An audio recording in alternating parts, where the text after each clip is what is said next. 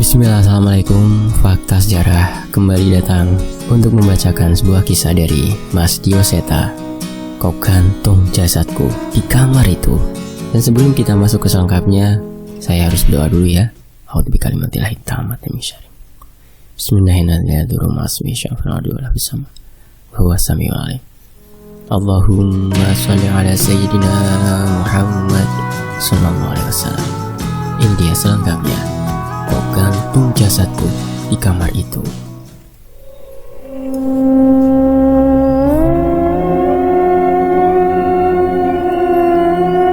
Kota pelajar. Siapa yang tidak tahu di mana aku berada saat mendengar sebutan itu? Sebuah kota yang katanya terbuat dari rindu, pulang, dan angkringan. Jargon itu memang bukan bualan semata. Baru sebentar aku tinggal di kota ini, sudah banyak sekali hal yang kukagumi. Kinan, Aina, Sartika. Aku membuka sebuah lembaran surat di mana namaku dengan jelas di sana. Nama sebuah universitas ternama terpampang di ujung kanan atas lembaran itu. Seketika bibirku tersenyum kembali, seperti saat beberapa hari lalu aku mendapatkan kabar ini. Sebuah pemberitahuan bahwa aku diterima dengan beasiswa di universitas impianku di kota ini. "Duk, sudah mau berangkat?" tanya Bude yang tiba-tiba menghampiriku. "Iya Bude, mau nyari kos dulu. Minggu depan sudah mulai kuliah." "Kinan, kamu kalau mau tinggal di sini juga nggak apa-apa. Kamar ini kan kosong. Lydia kerja di Jakarta. Paling dia baru pulang setahun sekali," ucap Bude. "Matur nuwun Bude, Kinan seneng di sini. Tapi kampus Kinan kan lumayan jauh juga. Nanti Kinan sering mampir ke sini deh," balasku. "Ya sudah, terserah kamu saja. Yang pasti kapanpun Kinan mau.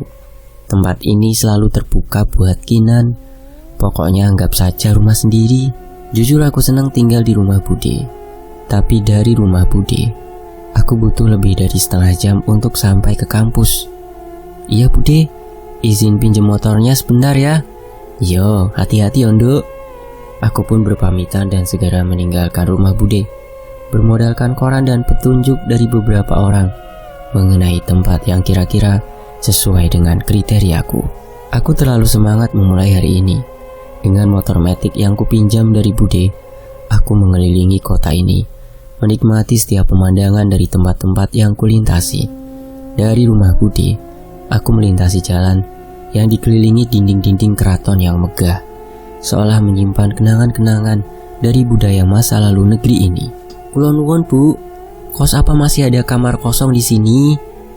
Aku menghampiri sebuah rumah yang cukup besar, sesuai dengan alamat yang ditunjukkan pada halaman koran.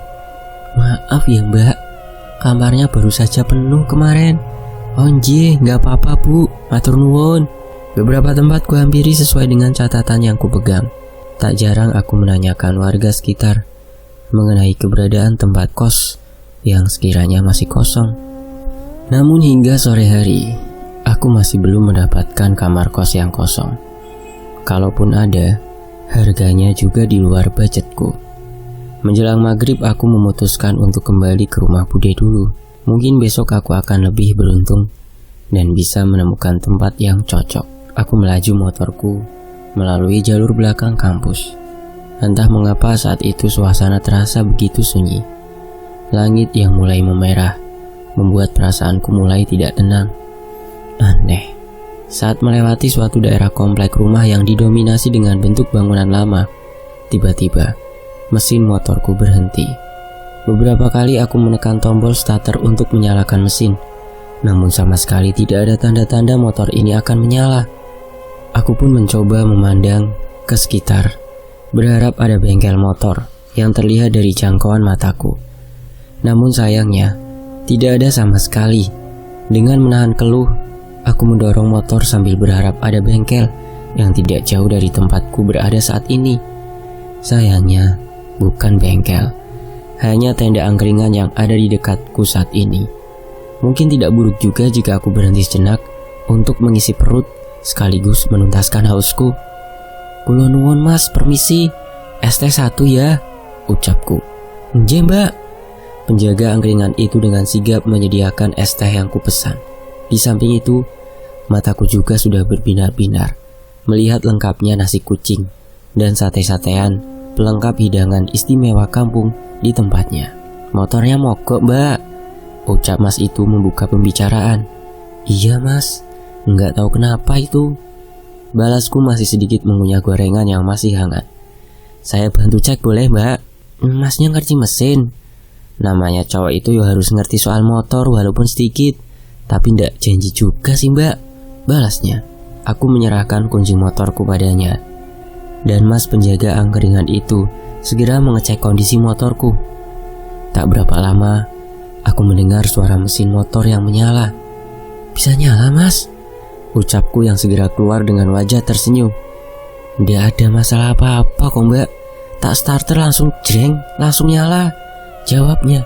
Mendadak aku jadi bingung. Tadi sudah beberapa kali aku mencoba menyalakan motorku, namun sama sekali tidak berhasil. Penjaga angkringan itu segera mengembalikan kunciku dan masuk ke dalam lagi. Beneran loh mas, tadi itu nggak bisa nyala, ucapku. Biasanya kayak gitu, gara-gara bensinnya kecampur atau businya udah waktunya ganti.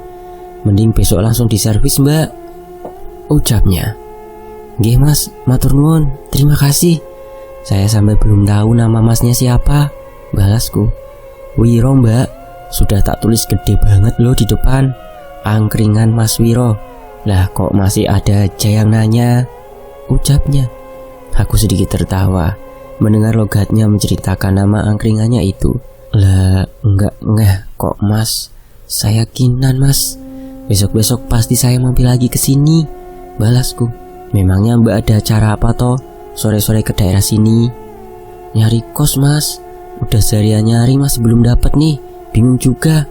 Mendengar ceritaku, Mas Wiro malah keluar dan melongo ke beberapa arah. Mbak, kesini mbak. Aku keluar dari tenda angkringan itu sesuai ucapan Mas Wiro.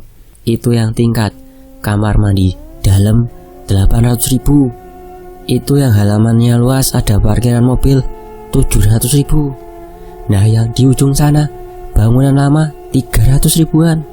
Jelas Mas Wiro yang segera kembali lagi ke dalam. Loh, masnya kok bisa hafal? Lah anak-anak kos kan sering nongkrongnya di sini.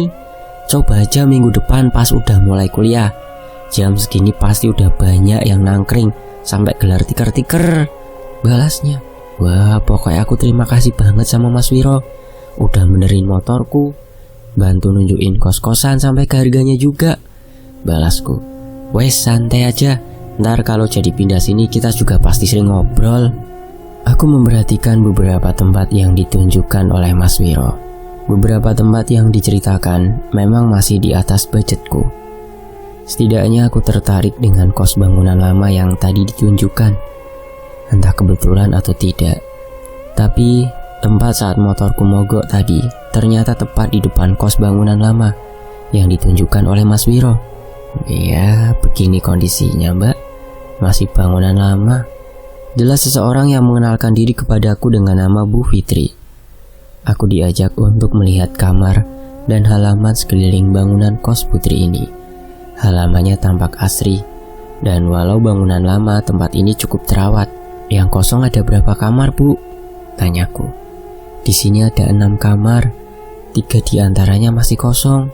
Bu Fitri mengajakku melihat sendiri kamar yang masih tersedia.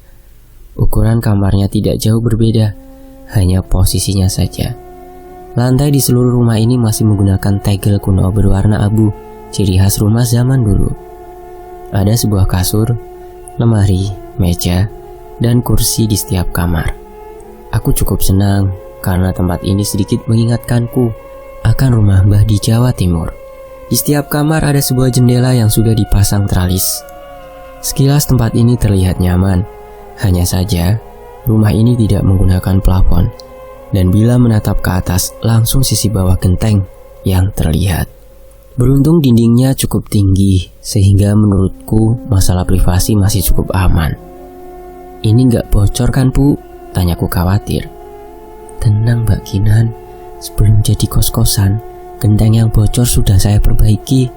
Harusnya sih sudah aman, jelas Bu Fitri. Sepertinya kondisi kos ini cocok untukku. Selain harganya yang masih terjangkau, suasana asri tempat ini juga membuatku nyaman. Aku memilih kamar di ujung belakang yang berbatasan dengan halaman belakang. Pertimbangannya, agar suara kendaraan dari jalan tidak terlalu terdengar berisik. Saya pilih kamar yang belakang saja, Bu. Minggu depan sudah bisa saya tempatin kan? Wajah Bu Fitri terlihat tersenyum. Bisa, Mbak. Anak-anak yang lain juga paling minggu depan sudah kembali. Ibu tinggal di sini? Tanyaku sambil menyiapkan beberapa lembar uang untuk melakukan pembayaran. Kamar ibu yang di depan sebelah kanan. Tapi ibu jarang di sini. Lebih banyak di rumah anak ibu di daerah Gampeng. Kebetulan aja ada satu anak yang nggak pulang. Jadi ibu sengaja tidur di sini buat nemenin. Ibu ambilin kwitansi dulu ya. Mendengar perkataan Bu Fitri, aku jadi sedikit tenang. Sepertinya ia juga peduli dengan anak-anak kosnya. Aku duduk di kasur sambil melihat ke seluruh sudut kamar, sekedar memantapkan diriku untuk tinggal di kamar ini mulai minggu depan. Di tengah lamunanku, aku tersadar oleh sebuah benda yang terjatuh dari dinding kamar. Sebuah bingkai foto. Aku mengambilnya dan melihat ada foto sekumpulan mahasiswa. Kurang lebih ada 5 orang yang berfoto di halaman kampus yang mirip tempatku kuliah saat ini. Tertulis di sudut kanan bawah foto nama kampusku, nama jurusan dan tahun 1997. Saat memperhatikan foto itu, aku seperti merasa ada yang aneh. Seolah ada seseorang yang memperhatikanku di tempat ini. Aku pun meletakkan foto itu di kasur dan kembali menunggu Bu Fitri. Namun ada sesuatu yang menurutku aneh. Kursi. Seingatku tadi kursi itu berhadapan dengan meja. Namun sekarang kursi itu seolah sudah berputar dan menghadap ke arahku. Apakah aku yang salah ingat? Tapi hal ini membuatku merasa tidak nyaman. Seolah ada yang duduk di kursi itu dan memperhatikanku.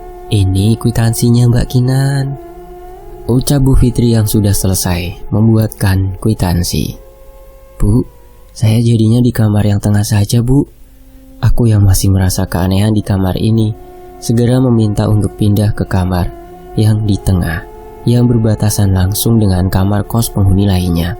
Wajah Bu Fitri sedikit terlihat bingung, tapi sepertinya ia tidak mempermasalahkan itu dan segera merubah nomor kamar yang ada di kwitansi yang ia bawa. Bu, Rini pulang. Terdengar suara seorang perempuan yang memasuki rumah menuju kamar yang berhadapan dengan yang akan aku tempati nanti. Nah, itu Rini, anak kos yang ibu ceritain tadi. Mau kenalan? Tawar Bu Fitri. Boleh, Bu. Bu Fitri mengajakku menghampiri kamar anak kos bernama Rini itu. Rini, kenalin ini Kinan. Mulai minggu depan dia kos di sini juga, ucap Bu Fitri. Rini bergegas menghampiri kami keluar kamar dan menjulurkan tangannya. Kenalin, aku Rini, semester 3. Jangan nunggu minggu depan dong, secepatnya aja biar aku ada teman, ucap Mbak Rini yang ternyata begitu ramah. Melihat tingkahnya itu, seketika senyumku terpancing. Namaku Kinan, Mbak. Coba nanti aku tanya sama budeku ya. Kalau bisa nanti aku pindah lebih cepat buat nemenin Mbak Rini, balasku. Nah gitu dong, ini nomor handphoneku. Kabar-kabar aja ya, balasnya. Kami bertukar nomor handphone di depan kamarnya. Mbak Rini emang sangat ramah, tapi ada satu hal yang membuatku merasa kurang nyaman. Aku mencium aroma melati dari kamar yang ia tempati. Sementara itu di sisi lain, Kinan, bareng gak? Seorang mahasiswa menghampiriku dengan motor bebeknya. Namanya Lintang, salah satu teman sekelasku yang beberapa kali sekelompok denganku. Ya elah Lintang, kamu kan tahu kosku cuma di belakang kampus. Pakai segala nawarin bareng, balasku. Iya kan namanya usaha.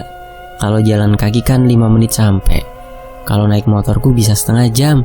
Lah kok malah tambah lama? Ya mampir es degan dulu gitu, baru nanti aku anterin pulang. Wah boleh juga tuh. Tapi sorry Lintang, aku udah ditungguin Santi di depan gerbang. Next time ya, balasku. Walah, ya udah kabar-kabar aja ya. Lintang menarik lagi tuas gas motornya, melaju sambil mengangkat tangannya melambai ke arahku.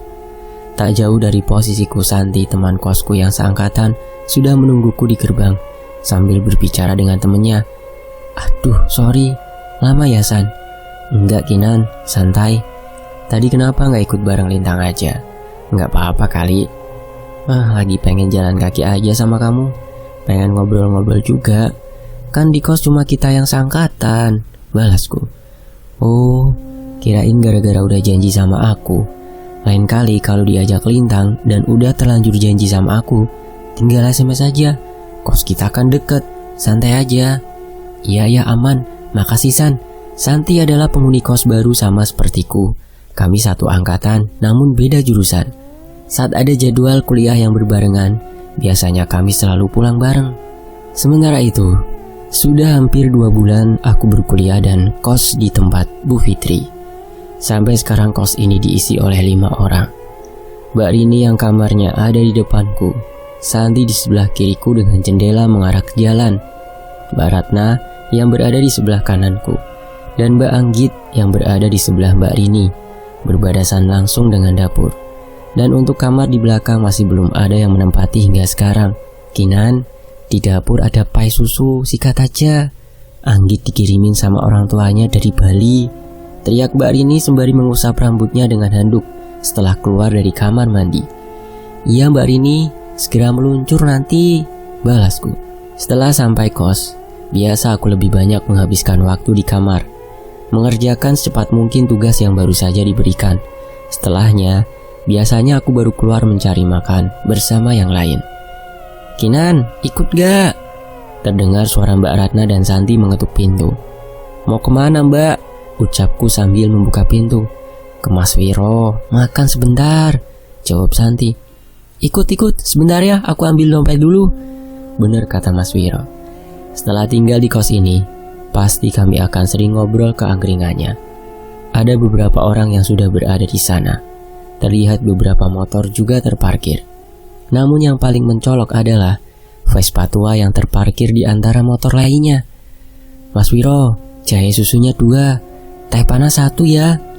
Mbak Kinan, ditunggu ya, tak siapin, balas Mas Wiro. Aku dan yang lain mengambil beberapa jenis nasi dan gorengan untuk kubawa ke tikar di trotoar samping tenda angkringan. Sebenarnya lebih nyaman kalau bisa makan di kursi tepat di depan makanan. Namun sudah ada 2 orang di sana yang sedang asyik menikmati kopi hitamnya. Salah satunya masih mengenakan seragam kerja berlogo perusahaan pabrik gula. Lagi ada pangsit goreng nih, satenya juga masih lengkap, ucap Santi sambil tersenyum membawa sepiring gorengan favorit kami. Coba agak malam dikit, pasti udah pada ludes, tambahku. Kami menikmati menu angkringan itu di tikar pinggir jalan dengan beratapkan langit, sesuatu yang tidak pernah kualami saat seumur hidup tinggal di ibu kota. Mungkin suatu saat nanti aku akan kangen momen-momen ini. Sudah Mas Wiro, berhitung ya. Lah kok buru-buru, baru jam 9 loh. Iya Mas, kalau kemalaman takut diculik tukang sayur, balasku iseng. Bisa aja Mbak Kinan. Aku melihat kursi di dalam tenda sudah kosong.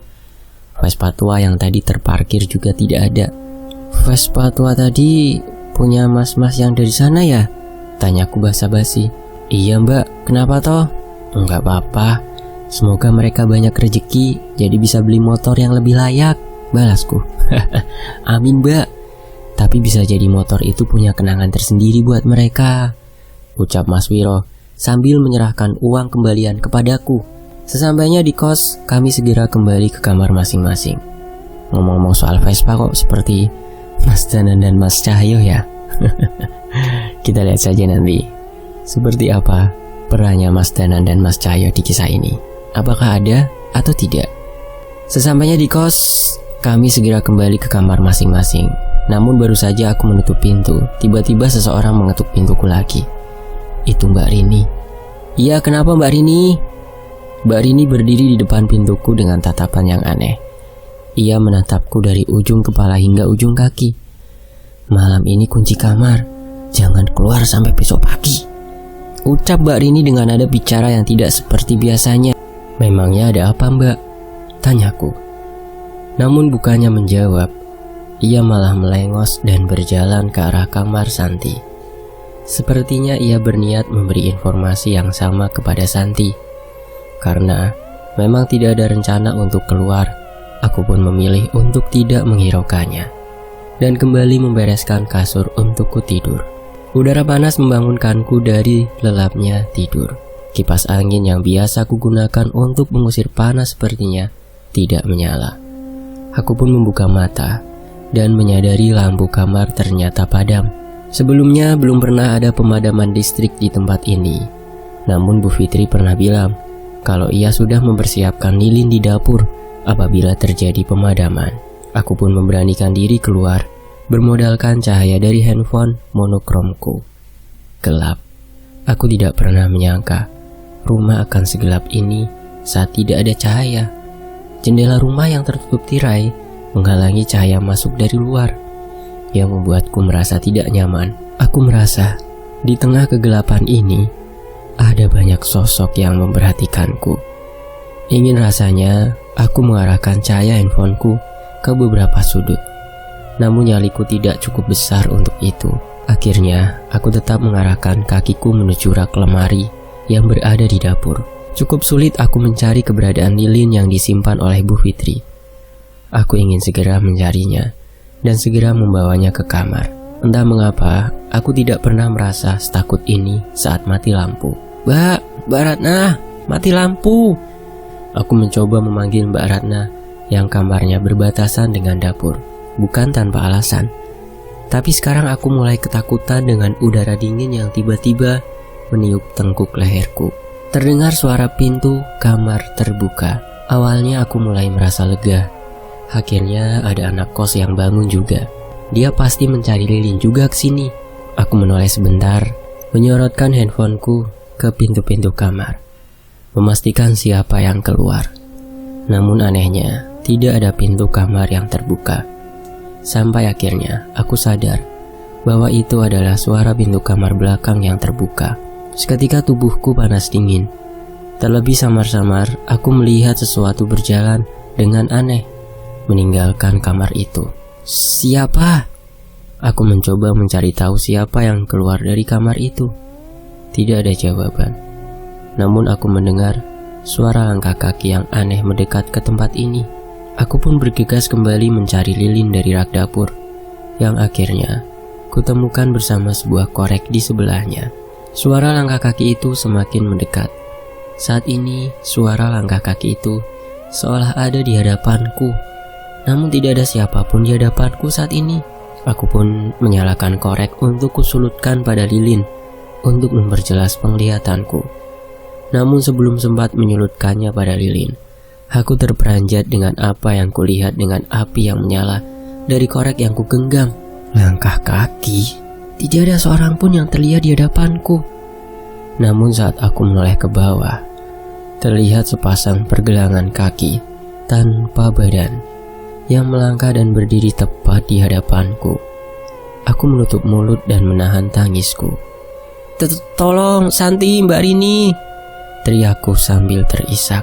Namun kedua pergelangan kaki itu terus berjalan melewatiku, menembus pintu belakang yang ada di dapur. Aku menguatkan diriku untuk menyalakan lilin. Namun yang kurasakan malah semakin mengerikan. Aku pun beberapa kali menggedor pintu Mbak Ratna dan Mbak Rini. Namun sama sekali tidak ada jawaban. Sebaliknya dari arah kamar Santi, malah terdengar suara wanita yang tertawa dengan aneh.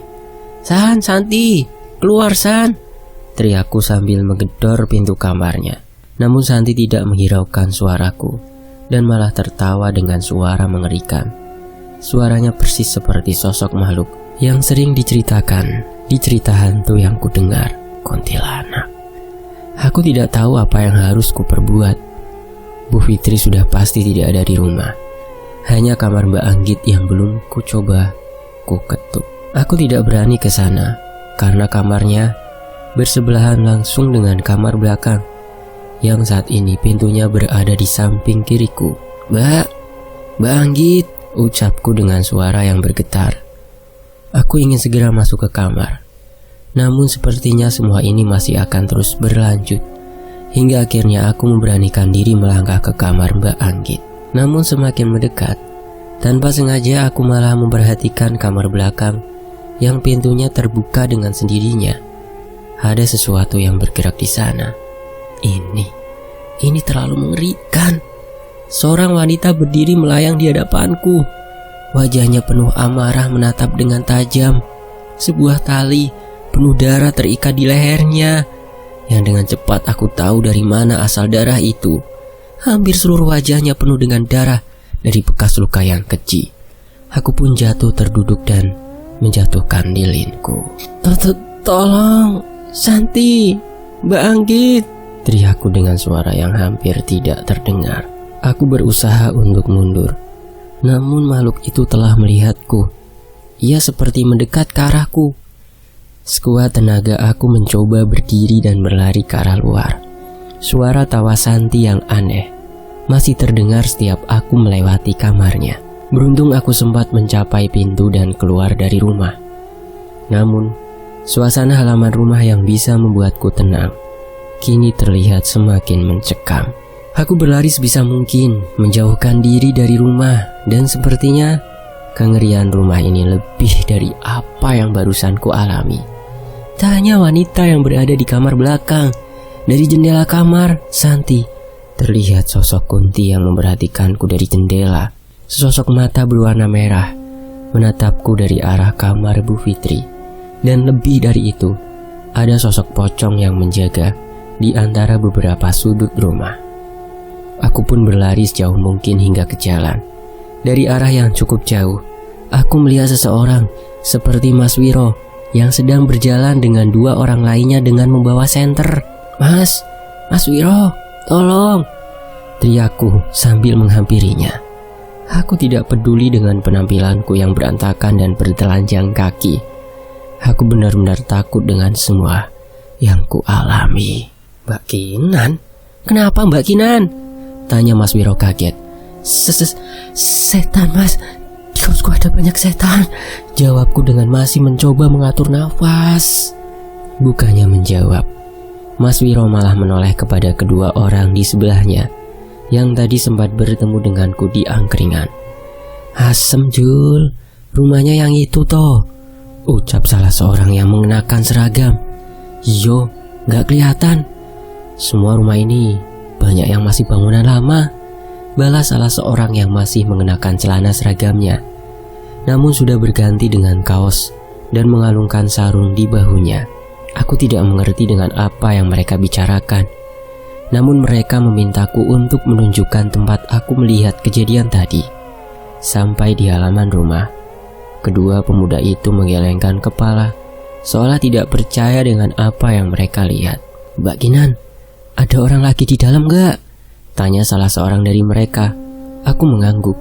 "Santi Mas, dia ketawa dari dalam kamar. Ketawanya aneh, kayak kuntilanak," ucapku. Mas Wiro terlihat kaget mendengar ceritaku. "Mbak Kinan, nama saya Danan. Ini teman saya Cahyo. Temenin saya ke dalam lagi ya. Kita bantuin teman Mbak Kinan," ucap seseorang yang mengaku bernama Danan itu. Aku ingin menolak. Sosok yang kulihat memperhatikanku dari tempat ini saja sudah membuatku sulit untuk berdiri. "Mbok dibantu Mbak. Kasihan kalau temanku yang satu ini habis dikeroyokin massa karena masuk kos-kosan perempuan tanpa izin," ucap Mas Cahyo. "Iya Mbak, kasihan Mbak Santi juga. Kayaknya orang-orang ini mengerti masalah beginian nih," ucap Mas Wiro. Mendengar Mas Wiro berucap seperti itu, aku pun mengiyakan permintaan mereka untuk kembali masuk ke dalam. Sekali lagi aku memasuki rumah yang sudah kutinggali beberapa bulan ini. Suasananya masih seperti tadi. Aku menunjukkan kamar Santi yang masih terkunci, dan terdengar suara tawa aneh itu lagi. Mas Danan membacakan sebuah doa yang terdengar hingga ke seluruh penjuru rumah. Tak lama setelahnya, suara tawa dari kamar Santi berubah menjadi geraman dan lambat laun menghilang. Suara kunci terbuka terdengar di kamar Santi. Dari dalam terlihat Santi keluar dengan wajah pucat dan rambut yang berantakan. Ia segera memelukku dan menangis jadi-jadinya. "Jangan Kinan, Jangan lihat ke dalam kamar, ucap Santi melarangku habis-habisan untuk menoleh ke kamarnya. Mas Danan terus membaca doanya dan menyisir satu persatu kamar hingga sampai di kamar belakang. Aku tidak berani menatap ke arah sana. Entah apa yang direncanakan oleh Mas Danan. Aku berusaha untuk tidak menghiraukannya. Namun sialnya, pintu kamar Santi terbuka dengan sendirinya. Dari dalam kamar Santi masih berdiri sosok wanita pucat berbaju putih lusuh, menatap kami sambil tersenyum dan memainkan rambutnya. Aku menutup mulutku dan menahan tangisku melihat sosok mengerikan itu. Sudah, kita keluar sekarang, ucap Mas Danan yang segera menghampiri kami. Ia menatap sebentar sosok di dalam kamar Santi dan terus mengarahkan kami keluar. "Piye Nan, gimana?" tanya Mas Cahyo. "Cuma tinggal mereka berdua. Banyak setan kiriman juga. Kita urusin nanti, jangan bahas di sini," jawab Mas Danan. Kami pun memutuskan untuk berkumpul di angkringan Mas Wiro yang seharusnya sudah bersiap untuk tutup. "Mas, bener gak ada siapa-siapa lagi di rumah itu? Soalnya tadi Mbak Rini sempat mengetuk pintu kamarku dan melarang aku untuk keluar dari kamar malam ini," ucapku. Mas Danan dan Mas Cahyo saling bertatapan. "Enggak, sepertinya yang ngasih tahu itu bukan temanmu," jawab Mas Danan. "Iya Kinan, Mbak Rini tadi sore pergi bawa tas besar. Setelah kita pulang kayaknya nginep dia," ucap Santi. "Mbak Anggit gimana? Tadi bukannya dia habis makan di sini sama kita?" tanyaku lagi. Kali ini Mas Wiro yang menjawab. "Tadi aku ngeliat dia dijemput sama cowok naik motor. Bisa jadi dia belum pulang." Aku tidak mau bertanya lagi. Sepertinya malam ini aku harus mengajak Santi menginap di rumah Bude sebelum menceritakan kejadian malam ini pada Bu Fitri dan Pak RT besok. "Mas Danan, memangnya kalian tidak bisa membersihkan rumah itu?" tanya Mas Wiro. Orang ngono mas, ndak gitu. Setelah lihat rumah tadi, sepertinya masalahnya terlalu dalam," jawab Mas Cahyo. "Mungkin setan-setan kirimannya bisa kami tangani dengan mencari benda-benda yang menjadi perantaranya. Tapi lebih dari itu, ada sosok yang tidak bisa kami usir begitu saja. Dia mati dengan tidak wajar dan pasti ingin menuntut balas," tambah Mas Danan. Aku cukup heran dengan ucapan mereka. Selama ini kami tinggal di rumah kos itu dengan tenang tanpa ada gangguan. Ingin rasanya aku tidak percaya dengan ucapan mereka. Namun kejadian tadi membuatku tidak bisa membantah apa yang mereka ceritakan. "Tapi Mas Danan, selama ini kami tinggal di kos itu tenang-tenang saja. Tidak ada hal seperti ini," ucap Santi yang sudah mulai tenang. Mendengar pertanyaan itu, Mas Danan mengeluarkan sebuah benda berupa lembaran foto yang pernah kulihat terbingkai di kamar belakang. "Itu foto yang ada di kamar belakang ya Mas?" tanyaku. Mas Danan mengangguk. Ia mengangkat foto itu dan menunjukkan sebuah tulisan yang tertulis di belakang lembaran itu. Di sana tertulis tanggal dan bulan yang bertepatan dengan hari ini. Kalimat yang ada di tulisan itu seperti ini: "Kita akhiri semua setelah ini. 5 Mei 1997 pukul 22.00 di hutan belakang kampus. Vera." Di sisi lain, aku menghabiskan malam bersama dengan Santi di rumah Bude. Kami memutuskan untuk tidak masuk kuliah dulu hari ini untuk menenangkan diri, sekaligus mencari tahu tentang permasalahan di kos semalam. "Duk, udah bangun? Sarapan dulu, temennya diajak," ucap Bude yang menyadari bahwa aku sudah terbangun. "Santi masih tidur Bude, biar istirahat dulu saja. Dia pasti masih trauma sama kejadian semalam." "Coba ceritakan sama Bude, sebenarnya ada apa sampai kalian lewat tengah malam maksa untuk tidur di sini?" Aku memang belum menceritakan kepada Bude tentang apa yang terjadi. Semalam Bude melihatku dan Santi datang dengan wajah yang pucat, kelelahan, sehingga Bude menyuruh kami untuk segera beristirahat. "Ini pertama kalinya Kinan melihat roh halus Bude," ucapku sambil mengusap-usap bahuku karena merinding setiap mengingat kejadian semalam. Mendengar perkataanku, Bude menghentikan kegiatannya dan mengambil kursi untuk duduk di hadapanku. Roh halus, kamu yakin?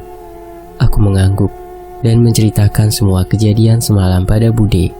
Mulai dari pemadaman listrik, kemunculan kaki manusia yang melangkah tanpa badan, sosok yang tergantung di kamar belakang, hingga Santi yang kesurupan oleh sosok menyerupai kuntilanak itu. Aku melihat ekspresi wajah Bude yang ikut merinding mendengar ceritaku.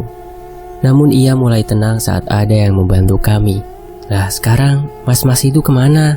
Mereka membantu melapor ke Pak RT dan mencari tahu ke ibu kos dulu. Mungkin habis ini aku mau nyusul mereka. Santi biar istirahat di sini dulu, boleh Bude? Ya udah, enggak apa-apa.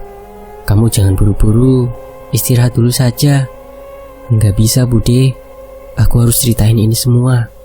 Takutnya bahaya juga buat anak-anak kos yang lain. Memang benar. Walaupun takut, aku lebih khawatir dengan Mbak Rini dan yang lain. Aku takut malam ini makhluk itu muncul lagi saat mereka bertiga ada di kos. Jam 11 siang, aku berpamitan pada Santi dan memintanya untuk beristirahat. Wajahnya masih terlihat pucat dan lemah. Hati-hati Kinan, kalau masalah di kos belum jelas, jangan tidur di sana, ucap Santi. Aku mengangguk dan menenangkan dia. Kamu berangkat naik apa Kinan?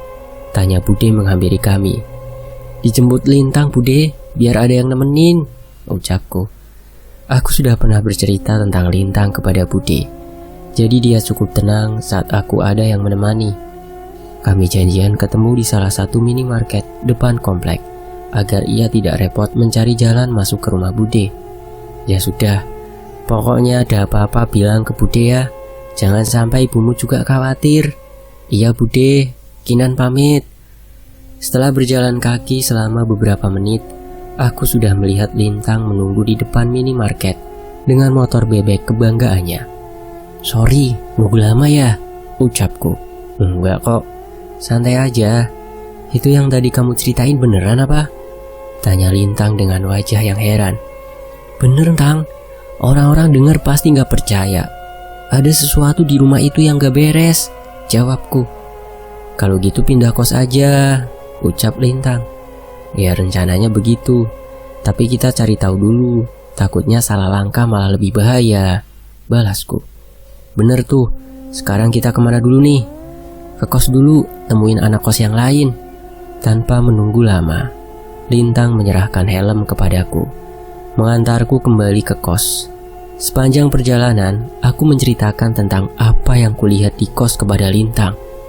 Berkali-kali dia menyarankanku untuk pindah ke kos yang lebih aman.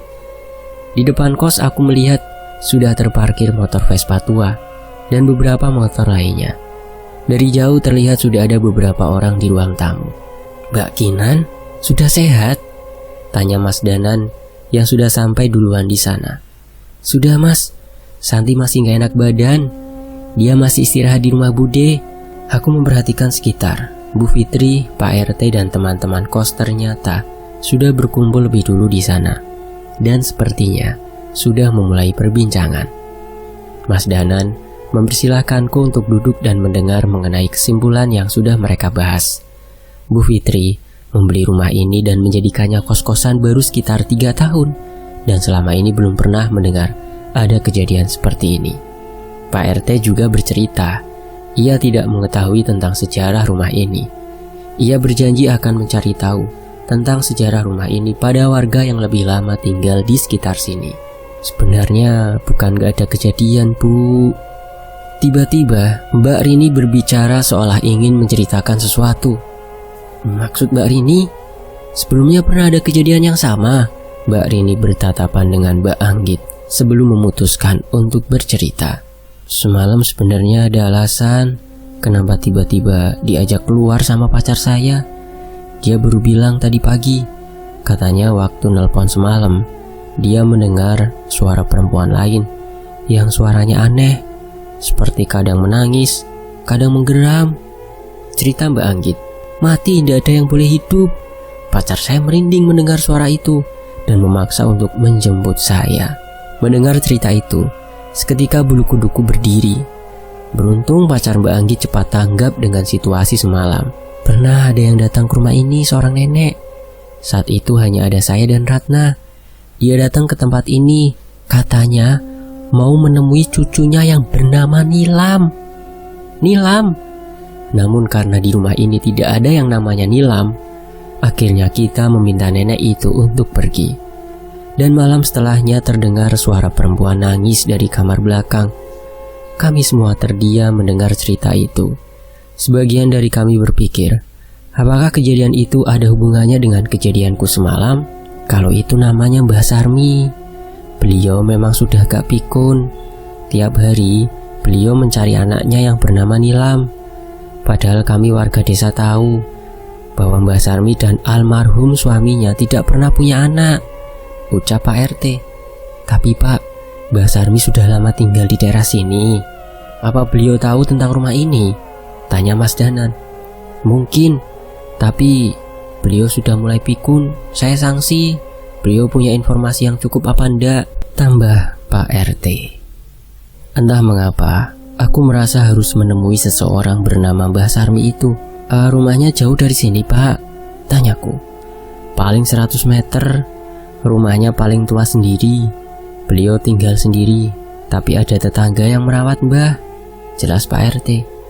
Aku pun mengajak Lintang untuk mengecek ke sana. Mas Dana dan Mas Cahyo sepertinya memiliki firasat yang sama, sehingga memutuskan untuk ikut. Bu Fitri meminta maaf atas permasalahan yang terjadi di kosnya. Kami tahu semua ini bukan salah beliau, tapi mau tidak mau kami harus mencari tempat yang aman dulu sebelum memutuskan melanjutkan tinggal di kos ini atau pindah. Bu Fitri, tenang saja. Setelah permasalahan ini selesai, rumah ini akan kembali nyaman untuk ditinggali, ucap Mas Cahyo. Memang bisa, Mas. Apa Masnya sudah tahu masalahnya? Tanya Bu Fitri. Penyebabnya belum tahu, tapi kami sudah tahu kalau makhluk yang tergantung di kamar belakang mati dengan tidak wajar. Kematiannya ada hubungannya dengan santet, balas Mas Cahyo. Aku dan Lintang menghampiri sebuah rumah tua, diiringi suara mesin motor Vespa tua yang suaranya terdengar hingga ujung jalan. Terlihat seorang wanita tua sedang sibuk membersihkan halaman rumah dari daun-daun kering yang berserakan. Kula nuwun, permisi. Aku mencoba memanggil Mbok Sarmi dari depan halaman, berharap ia akan menengokku. Nggih, sinten nggih? Siapa? Mbok Sarmi mendekati kami sambil mengamati wajah kami satu persatu. Saya Kinan, Mbah. Ini teman saya Lintang, yang di belakang Mas Danan sama Mas Cahyo. Kami pengen ngobrol-ngobrol sama Mbah, ucapku. Mbah Sarmi yang sudah cukup tua dan sedikit bungkuk terlihat bingung. Ia menoleh ke rumahnya dan kembali menatap kami. Tapi rumah Mbah jelek, berantakan. Mbah juga ndak punya suguhan apa-apa, balas Mbah Sarmi. Boten, Mbah, rumahnya Mbah Sarmi bagus kok, ada pohon pisangnya. Tiba-tiba Mas Cahyo menimpal perbincanganku. Aku tahu maksudnya, agar Mbah Sarmi tidak merasa canggung. Ya wes, ayo masuk nduk, Mbah buatin minum ya, ucapnya sambil memalingkan badan dan berjalan dengan tertatih. Saya bantuin, Mbah, ucap Mas Cahyo yang segera ikut nyelonong ke bagian belakang rumah. Sementara kami menunggu di teras rumah yang terdapat kursi bambu yang sudah cukup tua. Mbah cuma ada teh, pisang, dimakan ya, ucap Mbah. Entah mengapa aku merasa terharu melihat momen ini. Sudah bertahun-tahun aku tinggal di ibu kota. Hampir seumur hidup tidak pernah ada satu orang pun yang menyambut orang asing sampai seperti ini. Bah, nanti gantian aku bawain pisang dari kampungku. Enak, Bah, ucap Mas Cahyo yang mencoba so akrab dengan Mbok Sarmi sambil membuka kulit pisang yang disuguhkan. Melihat tingkah Mas Cahyo, Mbah Sarmi pun mulai tersenyum. Ngapunten, mohon maaf, tolong teman saya dimaafin ya, Mbah. Kelakuannya emang begitu. Kalau udah lihat pisang matanya langsung hijau, ucap Mas Danan. Tiba-tiba suasana di rumah ini menjadi nyaman dengan keberadaan Mas Danan dan Cahyo. Bahkan kami sempat lupa dengan tujuan kami kesini. "Ngapunten Mbah Sarmi, sebenarnya ada yang ingin kami tanyakan." Lintang mencoba membantu untuk membuka pembicaraan. Namun bukannya menjawab, Mbah Sarmi malah berdiri dan masuk ke rumah meninggalkan kami. Kami menunggu cukup lama, namun Mbah Sarmi belum kunjung keluar juga. Bukannya gelisah, Mas Cahyo tiba-tiba malah meninggalkan kami dan mengambil sapu lidi di kebun dan melanjutkan pekerjaan Mbah Sarmi membersihkan rumput kering. "Mas, gimana? Apa kita panggil aja?" tanyaku pada Mas Dana dan Lintang. "Gak usah, Mbah Sarmi sudah mengerti maksud kita. Walaupun penampilannya begitu, sebenarnya Mbah bukan orang biasa," ucap Mas Danan. Aku tidak mengerti apa yang dimaksud olehnya, tapi memang cukup aneh melihat mereka berdua bisa cepat merasa akrab dengan Mbah Sarmi sebelum banyak berbicara. Setelah beberapa lama akhirnya terdengar suara langkah kaki Mbah Sarmi dengan suara kaleng. Kami pun segera mengetahui bahwa Mbah Sarmi sedang mengambil sesuatu dari dalam rumah dan membawanya ke hadapan kami. "Mbah tinggal di daerah sini hampir seumur hidup." Mbah Sarmi mencoba untuk mulai bercerita. "Mbah ndak bisa punya anak, tapi Mbah beruntung bisa menikah dengan orang yang tepat dan tidak pernah mengeluh sampai akhir hayatnya." Mbah Sarmi mengeluarkan foto seorang pria tua yang terlihat sudah sangat lama. "Setelah Mas Nur pergi duluan, Mbah kesepian. Walaupun warga di sini sangat perhatian sama Mbah, tetap ada perasaan sepi yang tidak bisa tergantikan. Sampai suatu saat, Mbah ketemu seorang anak perempuan yang baik, namanya Nilam. Mbah cerita saat itu Nilam lewat rumah Mbah, tiba-tiba masuk begitu saja. Katanya Nilam kangen sama almarhum neneknya dan jadi sering ngobrol sama Mbah Sarmi. Dalam seminggu bisa 3-4 kali mampir ke rumah Mbah Sarmi.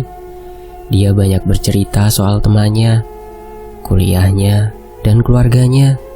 Saat itu Mbah sangat senang karena ia jadi tidak kesepian lagi. Tapi di balik itu, Mbah juga tahu ada masalah yang dialami oleh Nilam tentang keluarganya. Mereka tinggal di rumah yang saat ini menjadi kos yang kutinggali.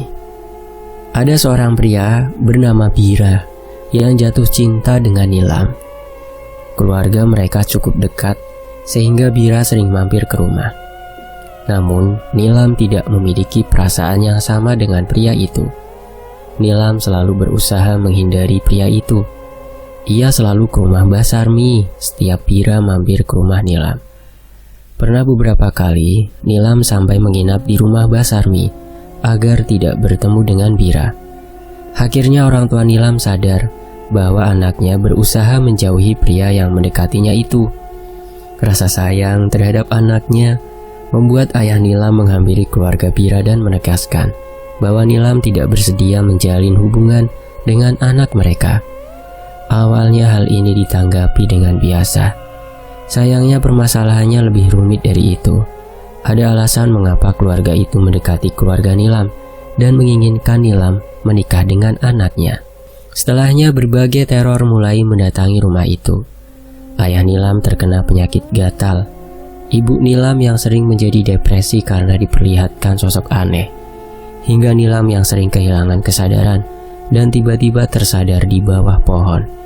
Seseorang yang merupakan keturunan keraton pernah cerita sama Mbah bahwa keluarga Nilam sedang disantet. Orang itu pernah dimintai tolong oleh keluarga pria yang suka kepada Nilam untuk ngerjain keluarga Nilam, namun ditolak olehnya. Mbah pun panik dan menghampiri keluarga Nilam. Namun Mbah juga tidak punya kemampuan sebesar itu untuk menangkal serangan yang diarahkan kepada keluarga Nilam. Apalagi saat bertemu orang tua Nilam. Mbah melihat orang tua Nilam terlihat linglung. Beruntung teman-teman kampus Nilam yang mengetahui keadaan Nilam tidak tinggal diam. Mereka mencari cara untuk membantu Nilam dengan bantuan pemuka agama, orang pintar, dan sesepuh yang mengerti masalah ini. Namun sekali lagi, masalah ini tidak semudah itu. Keluarga sang pria begitu keras menginginkan Nilam menikah. Ternyata karena weton Nilam sesuai dengan syarat tumbal untuk pesugihan yang mereka jalani. Ketika mereka gagal, maka nyawa mereka lah taruhannya. Nilam dan teman-temannya merencanakan suatu hal untuk menyelamatkan Nilam. Orang tua Nilam diungsikan ke rumah keluarga terdekat dan rumah dikosongkan. Nilam pun tinggal bersama teman-temannya. Mereka mengetahui bahwa Bira masih sering ke rumah itu untuk mencari Nilam. Namun yang ditemui hanyalah rumah kosong.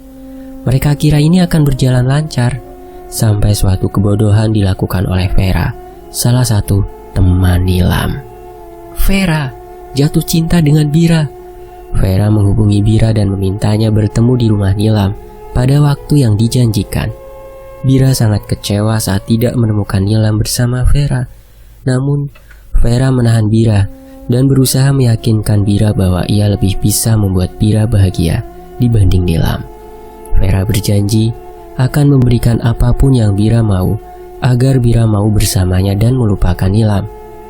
Mendengar ucapan Vera, Bira sebagai seorang laki-laki menerimanya dengan senang hati. Di rumah itu juga, Bira meminta Vera untuk melayani nafsunya. Vera sudah siap dengan itu dan mengikuti semua keinginan Bira. Rumah yang seharusnya kosong itu kini dipenuhi suara desahan sepasang manusia yang saling melampiaskan nafsunya. Setelah Vera memenuhi janjinya, kini giliran Bira. Ia akan melepaskan Nilam dengan baik-baik. Ia meminta Vera untuk mengajak Nilam ke hutan belakang kampus pada tanggal 5 Mei untuk mengakhiri semua permasalahan ini.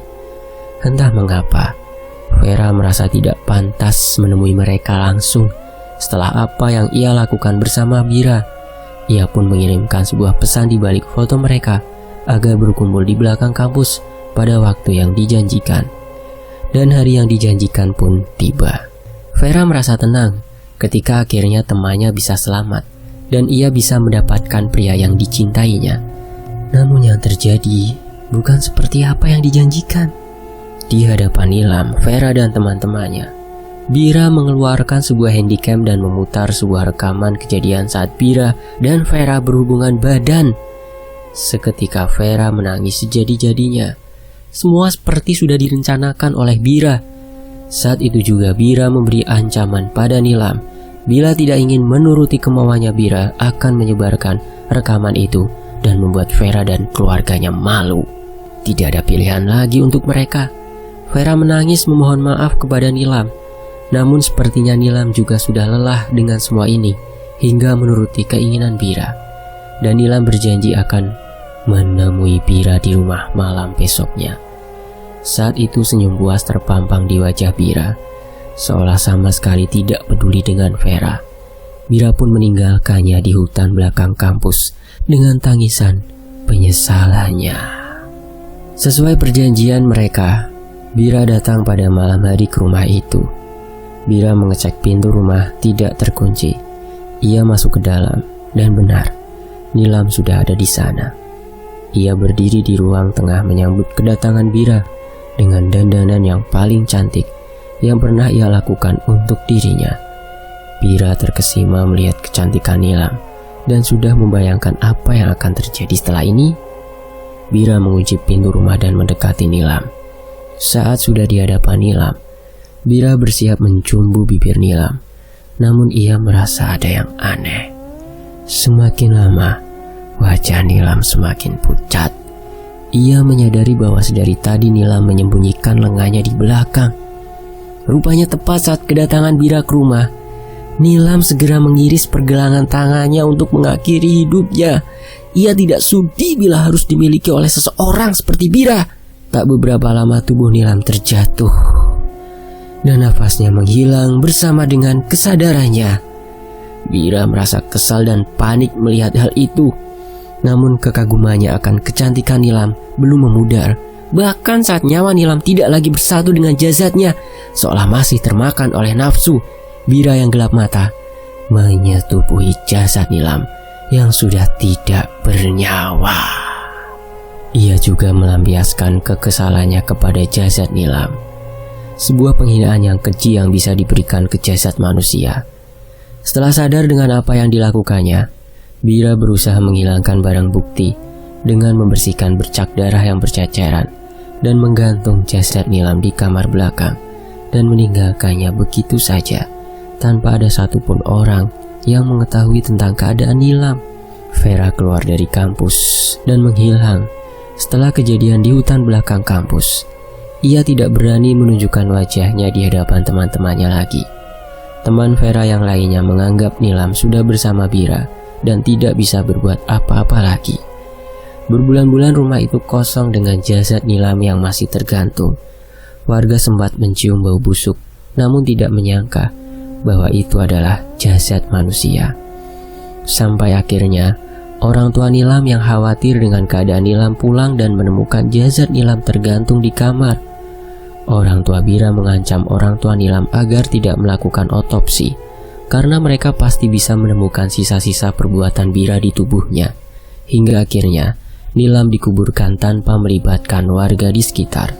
Tidak kuat dengan kenangan pahit itu, orang tua Nilam pun menjual rumah itu. Mereka pindah keluar pulau agar bisa melupakan kebedihan tentang Nilam dan menghindari serangan-serangan ilmu hitam yang pernah dikirimkan keluarga Bira. Selang 1 tahun tidak terdengar kabar dari Bira dan keluarganya. Beberapa orang pintar yang mengenalnya mendengar kabar bahwa mereka sekeluarga mati mengenaskan. Oh dear kon. Karena terkena penyakit sesak nafas dan membuat kulitnya melepuh dan gatal hingga tidak ada orang yang ingin mendekatinya. Dan kisah Nilam berhenti sampai di sini hingga tidak ada yang mengetahui tentang kematiannya. Sementara itu, setelah mendengar cerita itu, aku mengambil tisu dari tasku dan mengusapkan pada mata Mbah Sarmi yang sudah dibasahi oleh tetesan air mata. Berarti waktu itu Mbah Sarmi mampir ke rumah dan ketemu Mbak Rini untuk melihat Nilam ya? Ucap Mas Danan. Iya Mas, waktu itu Nilam nangis. Tapi Mbah tidak bisa apa-apa selain mendoakan dan menengok dia, jawab Mbah Sarmi. Mbah, jangan sedih ya Mbah. Kami akan cari cara supaya Nilam tenang. Nanti kami juga akan sering main ke sini, ucapku. Iya Mbah, di kosanku sepi. Mending aku main ke sini numpang ngopi, tambah Lintang yang seketika menjadi simpatik setelah mendengar cerita Mbah Sarmi. Sekarang sudah jelas apa yang sebenarnya terjadi di rumah itu. Namun kami belum mengerti apa yang harus kami lakukan agar Nilam bisa tenang. Dan mengenai sosok lain selain Nilam, apa akan ikut pergi setelah Nilam tenang? Sudah Nan, ucap Mas Cahyo. Sudah jelas semua. Mbah, kami izin pamit dulu ya Mbah. Keburu malam ini. Nanti pasti kita mampir ke sini lagi, ucap Mas Danan. Iya Mbah, bawa pisang yang enak nanti, tambah Mas Cahyo. Kedua orang itu memang sedikit aneh, tapi sepertinya aku sadar bahwa mereka sudah tahu apa yang akan mereka perbuat. Aku pun pamit pada Mbah Sarmi dan berjanji akan sering main ke rumahnya, sekedar untuk berbagi cerita dengannya. Nilam, semoga saja kami bisa menemukan cara yang terbaik untuk membuatmu tenang. Suara motor Lintang menemani perjalananku kembali ke rumah Budi. Kali ini kami lebih banyak melamun daripada ngobrol seperti saat berangkat tadi. Cerita Mbah Sarmi mengenai tragedi Nilam benar-benar membuatku berpikir bahwa betapa beruntungnya hidupku yang tidak harus berurusan dengan hal-hal mengerikan seperti santet yang meneror keluarga Nilam. Ternyata dunia ini tidak hanya luas, tapi juga dalam. Bahkan di sekitar kita pun ada banyak hal yang tidak mampu kita ketahui dan terlalu dalam untuk dijangkau. Kamu masih kepikiran cerita Mbah Sarmi? Tanya Lintang dengan suaranya yang menyatu dengan angin perjalanan. Iya, ternyata ada cowok yang kayak begitu ya. Seharusnya pasangan itu ada untuk melengkapi hidup, bukan untuk tujuan mengerikan seperti itu, jawabku. Mendengar suaraku yang sedikit parau, Lintang menghentikan motornya dan menoleh ke arahku. Kinan, aku mau mampir sebentar, gak apa-apa ya? Ucap Lintang. Mau kemana emang? Sebentar aja Kinan, searah kok, temenin ya. Aku mengangguk mengiyakan. Lintang sudah membantuku seharian. Tidak ada salahnya bila aku menemaninya sebentar. Lintang melajukan motornya ke tempat yang cukup sering kulewati. Kami melalui stasiun dan melewati jalan yang searah yang penuh dengan wisatawan dan pedagang. Trotoar dan ornamen jalanan yang khas dengan kota ini memanjakan mataku, hingga akhirnya Lintang memarkirkan motornya di alun-alun. "Mau ngapain kesini, Tang?" tanyaku bingung.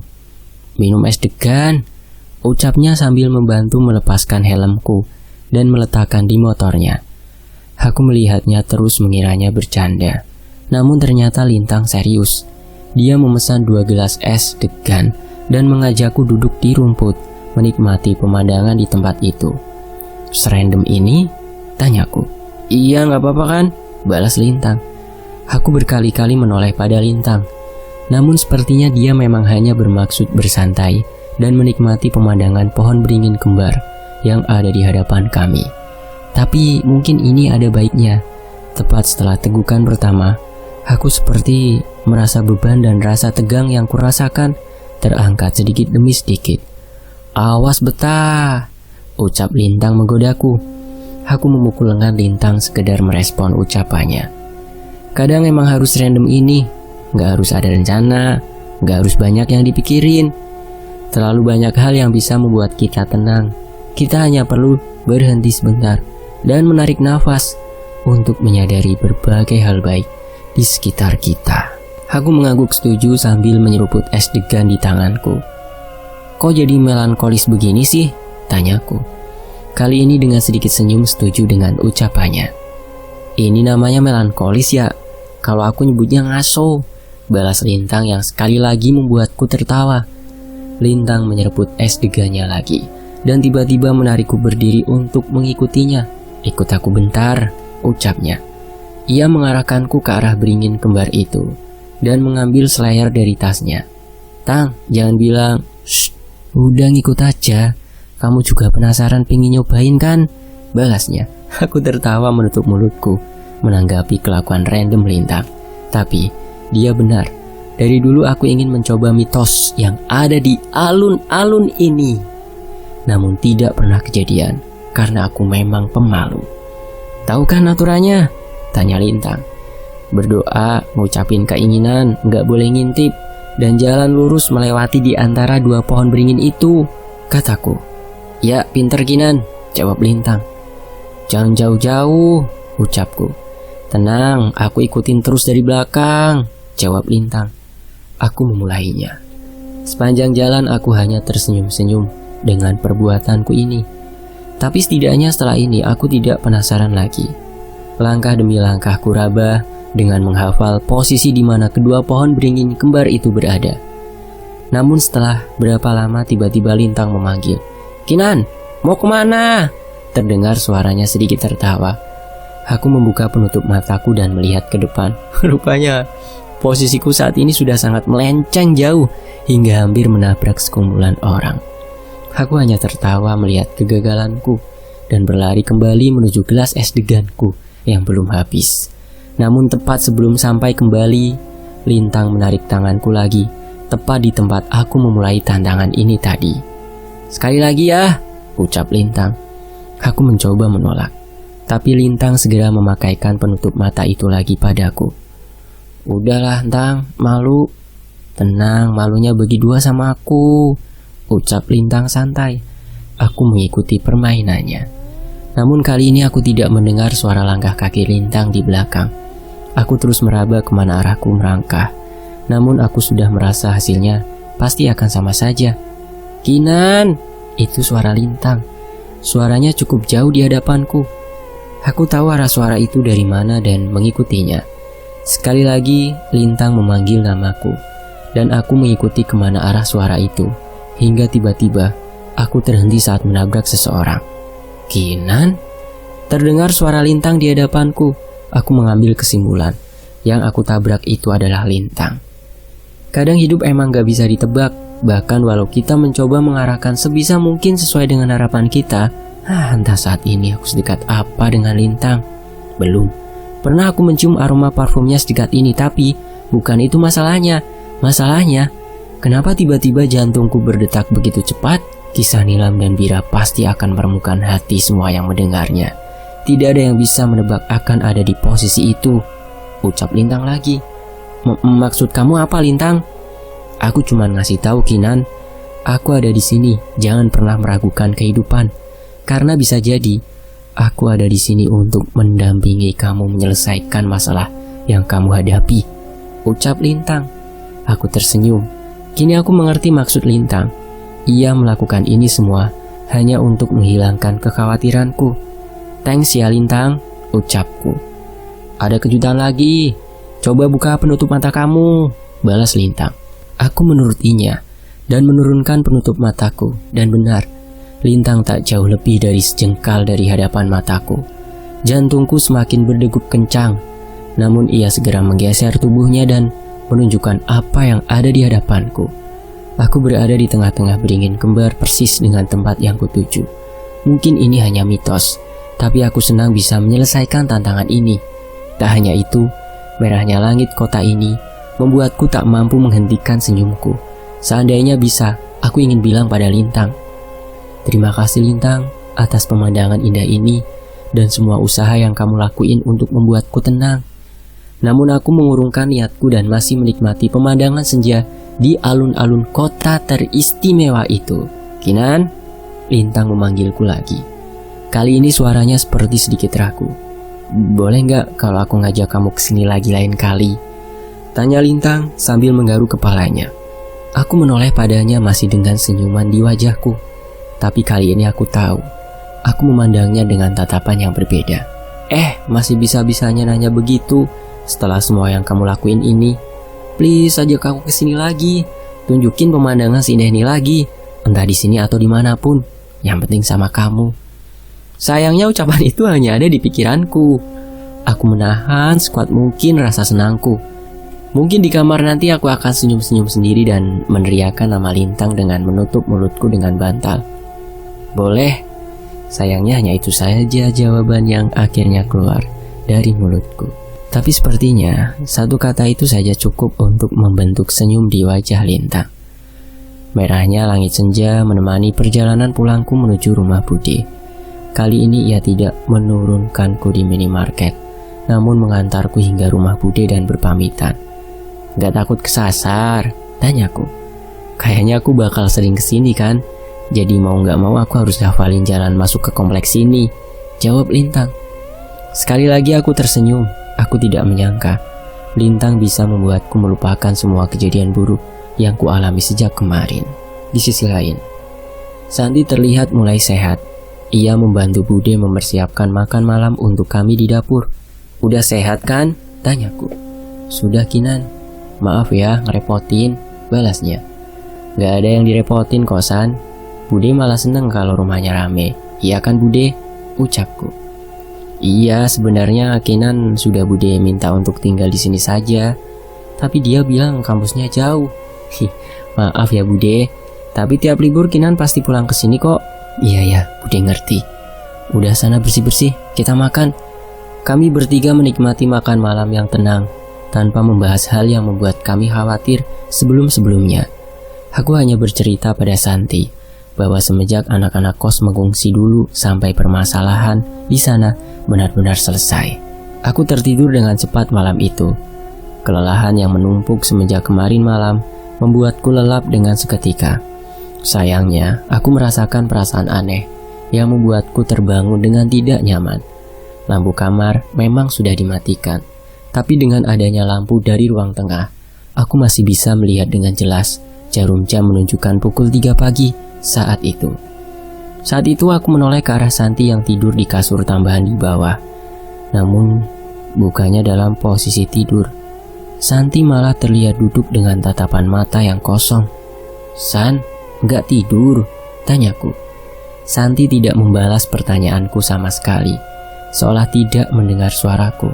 San, kamu nggak apa-apa? Panggilku lagi. Kali ini ia menoleh ke arahku secara perlahan. Aku mulai merasa ada yang aneh dengannya. Santi menoleh sambil tersenyum lebar, memamerkan giginya dan mata yang menatap tajam ke arahku. Suara gemeretak terdengar dari giginya yang saling beradu. Aku ingat senyum itu. Senyum itu persis seperti Kunti yang berada di kamar Santi. Seketika tubuhku merinding dan tubuhku sulit untuk bergerak. Aku mencoba berteriak, namun entah mengapa tidak ada suara dari pita suaraku. Wajah mengerikan itu memiringkan kepalanya dan memperhatikan mataku baik-baik. Sekilas aku mengira ia akan mendekat, namun yang terjadi malah sebaliknya. Santi kembali merebahkan tubuhnya dan tidur dengan memunggungiku. Aku berniat keluar memanggil Bude, namun aku melihat Santi sekali lagi. Ia tidur dengan tenang seolah tidak terjadi apapun pada dirinya. Akhirnya aku pun berpikir kembali dan memutuskan untuk kembali tidur dibanding harus membangunkan Bude malam-malam begini. Pagi setelahnya, Santi bangun seolah tidak terjadi ada apa-apa dengannya semalam. "San, benar udah sehat?" tanyaku memastikan kepadanya sebelum berangkat ke kampus. "Udah Kinan, tenang aja, gak usah khawatir," balasnya dengan penuh percaya diri. Melihat responnya, aku berusaha berpikir positif dan bersiap untuk berangkat ke kampus bersama dengan menggunakan motornya. Walaupun sudah tidak terlalu kepikiran, tapi aku masih sulit untuk berkonsentrasi menerima pelajaran di kampus saat itu. Apalagi saat teringat kejadian semalam. Semoga saja tidak ada masalah dengan Santi setelahnya. Jam mata kuliahku dan Santi berbeda. Dia selesai duluan. Kami janjian jam 3 sore bertemu di depan halaman kampus tempat kami biasa menunggu di kursi taman. "Naik apa ke sini?" Tiba-tiba Lintang menghampiriku tepat setelah dosen keluar kelas. "Naik motornya Santi, paling dia udah nungguin di depan," balasku. "Tapi pulang ke rumah Bude kan? Enggak ke kos?" tanya Lintang dengan wajah yang khawatir. "Iya, tenang aja. Nanti kalau masalah kos udah diberesin sama Mas Danan, katanya Mas Wiro mau SMS aku," jelasku sambil berjalan kaki menuju halaman depan. "Motor kamu diparkir di belakang kan? Kok ikut ke depan?" tanyaku. "Ya elah, gak peka banget nih cewek. Ya nemenin lah. Kalau gak bisa nganterin pulang, nganterin sampai depan juga gak apa-apa," jawab Lintang dengan santainya. Aku tertawa mendengar jawabannya. Aku sudah tahu maksudnya. Tapi kalau bisa mendengar langsung dari mulutnya, rasanya sedikit berbeda. Aku sampai di halaman kampus sesuai waktu yang dijanjikan. Namun Santi tidak terlihat di sana. Beruntung ada Lintang yang menemaniku mengobrol untuk mengusir kebosananku. "Coba Santi di SMS, jangan-jangan kamu ditinggal," ledek Lintang. "Enak aja, Santi gak kayak gitu," balasku. Namun sesuai kata Lintang, aku segera mengirim SMS padanya, menanyakan kabarnya namun tidak ada balasan. Kami menunggu hingga hampir 1 jam. Namun keberadaan Santi tidak muncul juga. "Coba cek motornya, masih di parkiran apa udah gak ada?" tanya Lintang. Seseorang yang meminta bantuan mereka. Tadi aku dan Santi parkir di parkiran depan. Kami pun mengecek keberadaan motor Santi. Namun masih terparkir dengan kondisi sama persis seperti tadi pagi kami parkirkan. Masih ada Lintang. "Tapi kok jam segini dia belum keluar ya?" ucapku heran. Lintang hanya menaikkan bahunya dan menyerahkan minuman botol yang baru saja ia beli. "Minum dulu nih, haus kan?" "Makasih ya Tang." Aku meminum pemberian Lintang sambil memikirkan kemungkinan apa yang sedang dilakukan Santi. "Santi, gak mampir kos kan?" tanya Lintang tiba-tiba. Aku menoleh padanya. Memang itu yang kutakutkan saat ini. Sembari menunggu, akhirnya aku memutuskan menceritakan kejadian semalam pada Lintang. "Semalam ada yang aneh sama Santi," ucapku. "Aneh gimana Kinan?" Aku kebangun jam 3 pagi dan Santi duduk dengan aneh di kasurnya. Dia menoleh dan tersenyum ke arahku. Wajahnya kelihatan serem, ucapku. "Serius kamu? Terus gimana?" ucap Lintang yang raut wajahnya mulai berubah. "Udah gitu aja." Setelahnya dia kembali tidur dan memunggungiku. Paginya dia baik-baik aja seolah nggak terjadi apa-apa, jelasku. Lintang terlihat berpikir. Aku tahu ia memikirkan hal yang sama denganku saat ini. Santi pergi ke kos. "Aku mau cek ke kos," jawabku sambil segera mengangkat tasku. "Nggak nunggu Mas Danan sama Mas Cahyo dulu?" tanya Lintang. "Cuma ngecek Santi ada di sana atau enggak. Kalau nggak ada ya kita balik," jawabku. "Ya udah, aku temenin." Kami pun berjalan kaki menuju rumah kos yang seharusnya tidak boleh kami datangi dulu. Namun rasa kekhawatiranku akan Santi memaksaku untuk memeriksanya. "Kunci pagarnya kebuka, Kinan," ucap Lintang. Aku memperhatikan ke dalam rumah. Terlihat pintu depan sedikit terbuka seolah ada orang di dalam rumah ini. "Ada orang di dalam, Tang. Jangan-jangan itu Santi," ucapku. "Jangan, Kinan, jangan masuk," ucap Lintang. Kali ini aku tidak mendengarkan ucapan Lintang. Rasa khawatirku pada Santi membuatku tidak berpikir panjang dan masuk ke dalam rumah itu. "Santi, kamu di dalam!" teriakku. Tidak ada jawaban apapun dari dalam. Lintang terus menyusul dan ikut berteriak. "Santi, kalau kamu di dalam jawab!" tambah Lintang.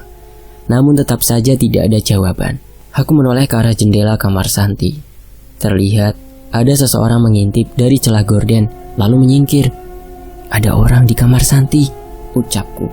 Aku pun memberanikan diri untuk masuk. Lintang yang sudah tahu tidak ada gunanya menahanku akhirnya ikut masuk untuk menemaniku. Suasana rumah masih seperti saat kami tinggal kemarin. Hari sudah sore hingga tidak banyak cahaya yang masuk ke rumah. Aku segera menyalakan lampu dan suasana di rumah menjadi lebih terang. Santi!" panggilku sambil mengetuk kamar Santi. Tidak ada jawaban sama sekali saat itu. Lintang mencoba memperhatikan semua sisi rumah. Namun tidak ada tanda-tanda ada orang lain di rumah ini. Kamar yang lain pun masih terkunci dari luar, tapi tidak dengan kamar Santi. "San, aku masuk ya," ucapku mencoba memastikan apakah ia ada di dalam. Mendengar ucapanku, Lintang langsung mendekat berjaga-jaga seandainya terjadi sesuatu padaku.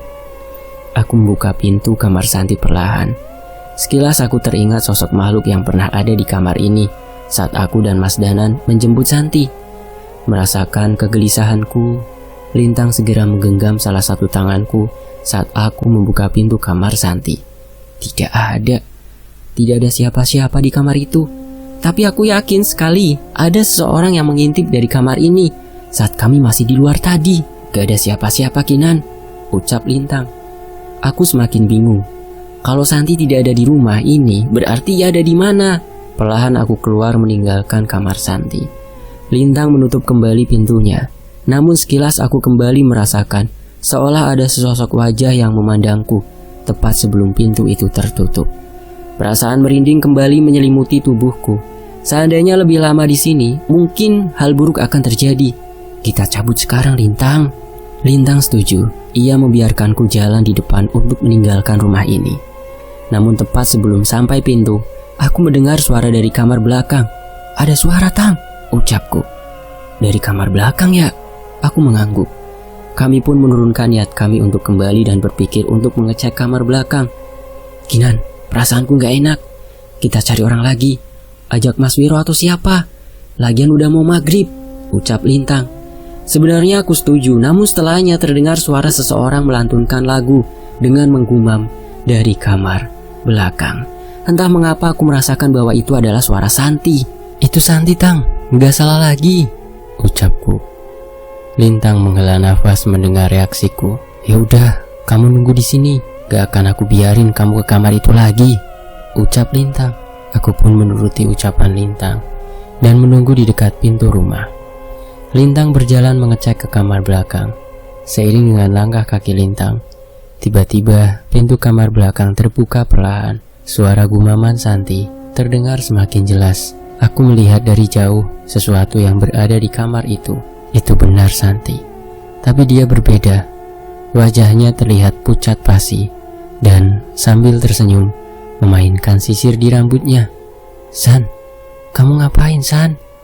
Lintang mencoba mendekati Santi. Namun Santi tidak menjawab dan malah tertawa kecil dan menatapku dari celah pintu. "Lintang, dia kesurupan," ucapku. "Kita gak bisa biarin dia kayak begini," ucap Lintang. Aku setuju dengannya. Lintang terlihat setengah mati melawan rasa takutnya dan membaca doa-doa yang cukup panjang. Aku tidak pernah menyangka di balik santainya seorang Lintang, ternyata dia juga cukup hafal doa-doa panjang. Mendengar itu mendadak wajah Santi berubah. Ia terlihat marah dan menatap ke arah Lintang. Santi berdiri dan bersiap menerjang Lintang. Namun ia tertahan saat Lintang kembali mengeraskan doa-doa yang ia baca. "Tinggalkan tubuh Santi," perintah Lintang dengan suara yang gemetar. Makhluk di tubuh Santi tidak gentar. Ia terlihat tidak bisa mendekat ke Lintang, dan akhirnya berteriak dengan suara-suara aneh dan mencakar tubuhnya sendiri. Bersamaan dengan itu, tiba-tiba terdengar suara pintu bergetar. Aku menoleh ke arah luar, dan terlihat sepasang makhluk yang terbungkus kain kafan menatap dari depan kaca jendela, seolah menahan kami untuk keluar. Tubuhku gemetar. Seketika aku merasa kami sudah terjebak di rumah ini. "Lintang, di luar ada pocong," ucapku yang segera berjalan mendekati Lintang. Makhluk di tubuh Santi semakin tersenyum melihat kami yang semakin takut. Tak cukup sampai di situ. Tak jauh dari posisi Santi, tiba-tiba terdengar suara tangisan bersamaan dengan munculnya sosok wanita dengan wajah mengerikan, dengan tali menggantung di lehernya. Itu roh Nilam?" tanya Lintang. Aku memperhatikannya lebih jelas. Semua yang terjadi pada roh itu persis sesuai yang diceritakan Mbah Sarmi. Suasana tempat ini tidak pantas lagi disebut rumah. Saat ini, tempat ini lebih pantas disebut sarang makhluk halus. "Kita cari jalan keluar lain, Kinan. Ada pintu belakang," ucap Lintang. Aku ingin menjawab, namun tiba-tiba suaraku tidak keluar. Tiba-tiba tubuhku panas dingin. Sesuatu seperti ada di sekitarku dan mengelilingiku. Samar-samar terlihat bayangan makhluk yang kulihat di kamar Santi. Di pikiranku, aku menoleh pada Santi. Tiba-tiba, dia terbaring lemah di lantai kamar dan berusaha untuk berdiri seolah sudah mampu menguasai dirinya. Lintang, tolong!" Aku ingin berkata seperti itu, namun kata-kata itu tidak keluar sama sekali. Anehnya wajahku tersenyum sendiri dan mengeluarkan tawa yang aneh. Makhluk yang merasuki tubuh Santi kini mencoba merasukiku. Kinan, kamu kenapa?" Lintang yang menyadari kondisiku segera menghampiriku yang hampir terjatuh. Wajahnya terlihat begitu khawatir. Ia berusaha menahan rasa takutnya dan membacakan doa sambil menggenggam tanganku. Aku terus membaca doa yang sama dalam hati, berusaha bertahan agar makhluk ini tidak menguasai tubuhku. Tapi yang terbentuk di wajahku hanyalah senyuman aneh dari makhluk yang merasukiku. Keadaan semakin parah ketika sosok pocong yang sebelumnya ada di luar kini melayang mengelilingi aku dan Lintang dan menatap kami dengan wajah mereka yang mengerikan. Bau busuk tercium di ruangan ini. Sepertinya keberadaan pocong itu yang membawa bau ini. Aku melihat wajah Lintang yang mencoba memberanikan dirinya. Ia terlihat tidak berniat meninggalkanku sama sekali. Dengan pocong yang mengelilingi kami, aku yang kesurupan, sosok roh Nilam yang terus menatap ke arah kami. Lintang masih terus di sini dan membacakan doa-doa untuk melindungiku. Keadaan semakin mencekam ketika kaca-kaca jendela mulai bergetar dan suara benda yang pecah dari arah dapur. Suara langkah kaki pun ikut mendekat ke arah kami. Aku hampir tidak dapat mempertahankan kesadaranku. Namun sebelum aku kehilangan kesadaran, tiba-tiba terdengar suara pintu terbuka dengan keras. "Bener Mas, ada orang." Aku kenal suara itu. Itu suara Mas Wiro. Terdengar langkah beberapa orang juga ikut mendekat. Saat itu aku melihat senyum di wajah Lintang. "Kalian hebat bisa bertahan sejauh ini." Aku tahu itu adalah suara Mas Cahyo. Ia membacakan doa seperti yang kami bacakan sebelumnya. Namun ia membaca dengan lebih tegas dan seolah ada ketegaran yang kuat di setiap kata-katanya. Seketika, aku kembali bisa menguasai tubuhku. Kini sosok kuntilanak itu menjauh bersama sosok pocong yang mengelilingi kami. "Makasih Mas Cahyo," ucap Lintang yang segera membawaku mundur ke belakang mereka. Mas Cahyo membantu Santi yang masih terlihat lemah untuk menjauh dari kamar belakang. "Sudah, tenang saja. Habis ini semuanya akan kembali tenang," balas Mas Cahyo. Tak berapa lama aku melihat Mas Danan datang, menyusul masuk ke dalam rumah. Ia bersama dengan seorang perempuan yang umurnya lebih tua dari kami semua. Mereka langsung masuk menuju kamar belakang, dan wanita itu memperhatikan setiap sisi rumah ini, seolah berusaha mengingat sesuatu. Matanya terlihat berkaca-kaca menahan tangis. "Itu siapa?" tanyaku pada Mas Cahyo. "Dia orang yang meminta tolong pada kami untuk menyelesaikan masalah ini," jawab Mas Cahyo. Aku tak menyangka, ternyata keberadaan Mas Danan dan Mas Cahyo di tempat ini bukan kebetulan, melainkan ada seseorang yang meminta bantuan mereka. "Dia siapa?" tanyaku yang masih belum puas dengan jawaban Mas Cahyo barusan. "Mbak Vera." Mendengar jawaban Mas Cahyo seketika aku dan Lintang menoleh ke arah kamar itu, menyaksikan apa yang ada di sana. Mengetahui Mas Danan dan Mbak Vera mendekat, sosok hantu di rumah ini terlihat marah dan mencoba menyerang mereka berdua. Namun Mas Danan tetap tenang di sisi Mbak Vera. Mas Cahyo hanya berdiri menatap semua makhluk itu dengan wajah yang kesal. Dan seketika terdengar suara auman hewan buas menggema di rumah ini, bersamaan dengan kemunculan bayangan menyerupai kera raksasa. Sekali saja kalian menyentuh temanku, akulah yang kalian lawan. Mas Cahyo memberi ancaman yang membuat semua makhluk di ruangan ini mundur. Aku takjub dengan apa yang ia lakukan. Makhluk yang sedari tadi membuatku dan Lintang dalam keadaan bahaya bisa ketakutan hanya dengan gertakannya. "Nilam, ada yang mau ketemu," ucap Mas Danan. Sebuah doa dibacakan Mas Danan sambil menyentuh kepala Mbak Vera. Seketika Mbak Vera seperti melihat sesuatu. "Maafin aku, Nilam." Suara Mbak Vera terdengar parau mencoba menahan tangis melihat sosok Nilam saat ini. "Aku udah ngebuat kamu sampai seperti ini. Maafin aku, Nilam." Kali ini Mbak Vera tidak dapat menahan tangisnya hingga air mata menetes di lantai rumah itu. "Mas Danan, Mas bisa nolong Nilam kan? Apa yang harus saya lakukan supaya Nilam bisa tenang?" ucap Mbak Vera setengah memohon pada Mas Danan. Mas Danan tersenyum dan menatap ke arah Nilam. "Nilam sudah memaafkan kamu sejak dulu," ucap Mas Danan. "Maksud Mas Danan?" "Benar, aku tidak mengerti maksud Mas Danan. Kalau memang Nilam sudah memaafkan Mbak Vera, kenapa Nilam masih kintayangan? Dan kenapa harus membawa Mbak Vera ke sini? Roh Nilam tidak bisa tenang karena setan-setan yang dikirimkan melalui santet oleh keluarga Bira masih menahannya di sini. Merekalah yang mengganggu penunggu kos dan membakar dendam roh Nilam," jelas Mas Danan. Aku menoleh ke arah Mas Cahyo berharap ada penjelasan lain darinya. Sebenarnya mudah untuk membersihkan sisa santet ini setelah menemukan perantaranya. Tapi sebelum menolong mereka yang telah tiada, lebih penting menolong mereka yang masih hidup, ucap Mas Cahyo sambil mengarahkan matanya ke arah Mbak Vera. Roh Nilam mendekat ke arah Mbak Vera. Mas Danan membacakan doa pendek dan seketika wajah roh Nilam berubah. Wajahnya terlihat cantik tanpa luka di wajahnya. "Dendamku hanya kepada Bira dan keluarganya. Aku hanya ingin kamu tahu bahwa aku tidak menaruh dendam padamu. Kita teman, jadi jangan merasa bersalah lagi. Itu yang mau Nilam sampaikan," ucap Mas Danan. Seketika raut wajah Mbak Vera berubah. "Setelah semua yang aku lakuin, kamu masih nganggep aku temen," ucap Vera. Roh Nilam mengangguk sambil tersenyum. Sekali lagi air mata Mbak Vera tertumpah dengan suara tangisan yang memenuhi ruangan. Semua yang ada di ruangan ini pasti merasakan sakitnya beban yang Mbak Vera tanggung selama ini. Mbak Vera sebelumnya sudah mau bunuh diri. Rasa bersalah menghantuinya, bahkan walau sudah terlewat bertahun-tahun, ucap Mas Cahyo. "Akhirnya aku mengerti." Tujuan utama Mas Danan dan Mas Cahyo adalah menyelamatkan Vera dari rasa bersalah yang menghantuinya. "Sudah Mbak Vera, kita anterin Nilam supaya bisa tenang ya," ajak Mas Danan. Mbak Vera pun mengangguk dan Mas Danan memimpin untuk membacakan doa. Kami pun mengikutinya dengan harapan setiap doa kami bisa mengantarkan Nilam untuk beristirahat dengan tenang. Setelah semua siksaan yang ia alami selama hidup dan matinya, perlahan roh Nilam menghilang dari kamar belakang yang menyimpan banyak cerita mengerikan itu.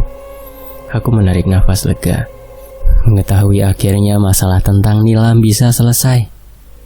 "Mas Wiro, Mas Lintang, bisa bantu bawa mereka ke tempat yang aman dulu. Masih ada yang harus kami selesaikan," ucap Mas Cahyo. Mereka menyanggupi dan membawa aku, Santi dan Mbak Vera untuk menunggu di angkringan Mas Wiro. Tepat sebelum meninggalkan rumah, sekali lagi aku memperhatikan sekeliling rumah ini.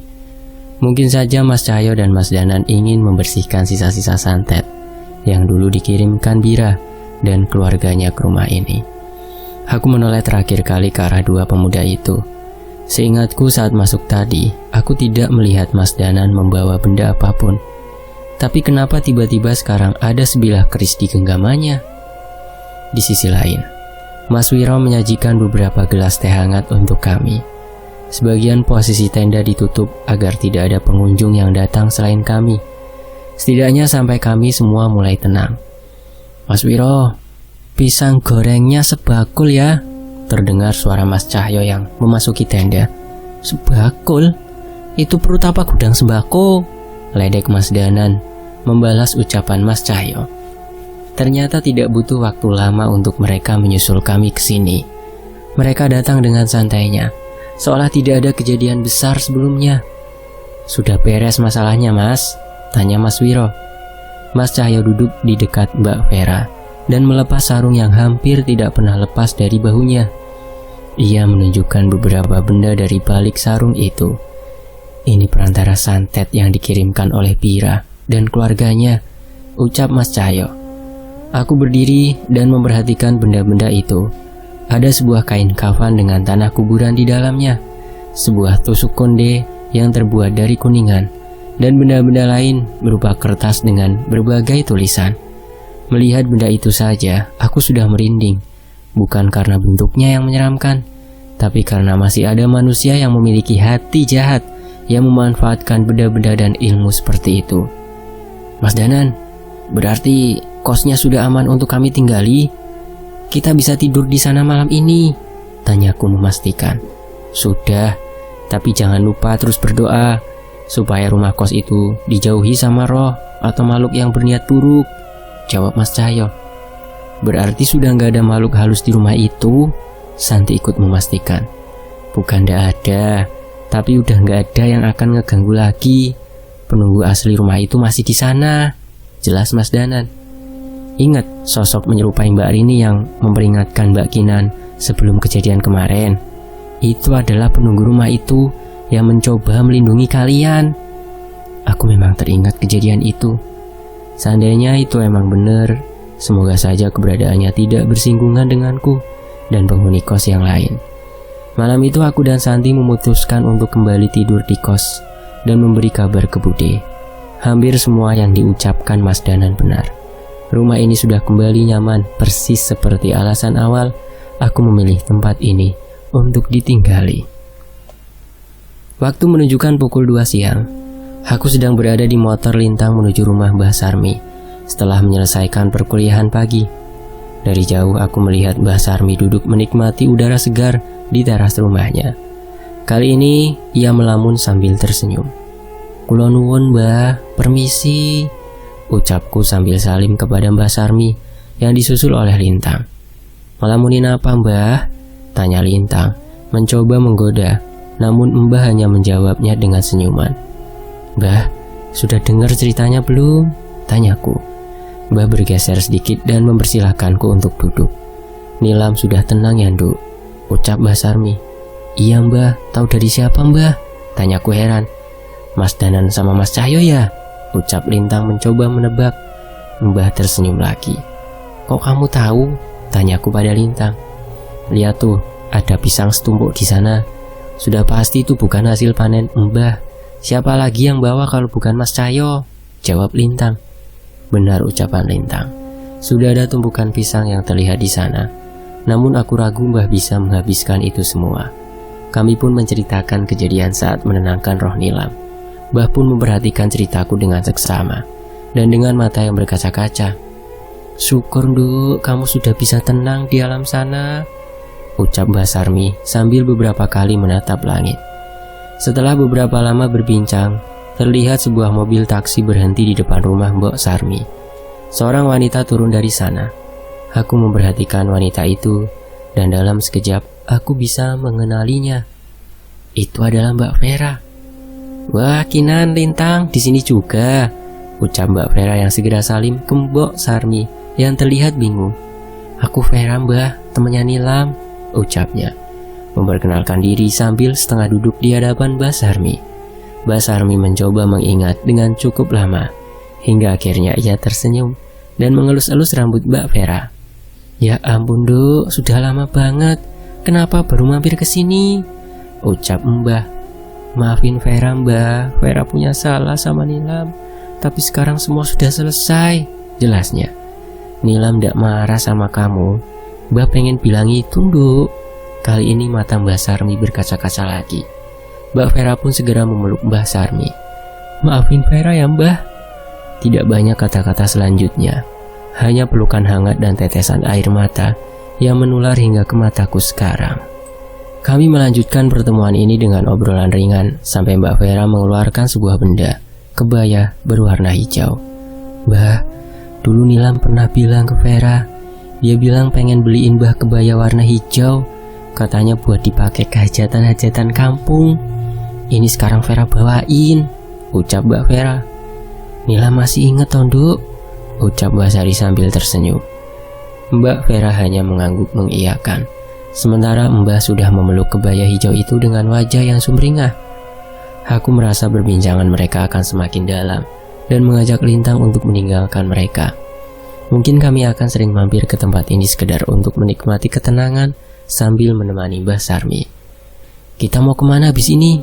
Alun-alun lagi yuk," tanyaku pada Lintang. Lintang menggeleng. "Terus kemana?" "Ada tempat seru, tapi agak jauh. Kamu siap ndak?"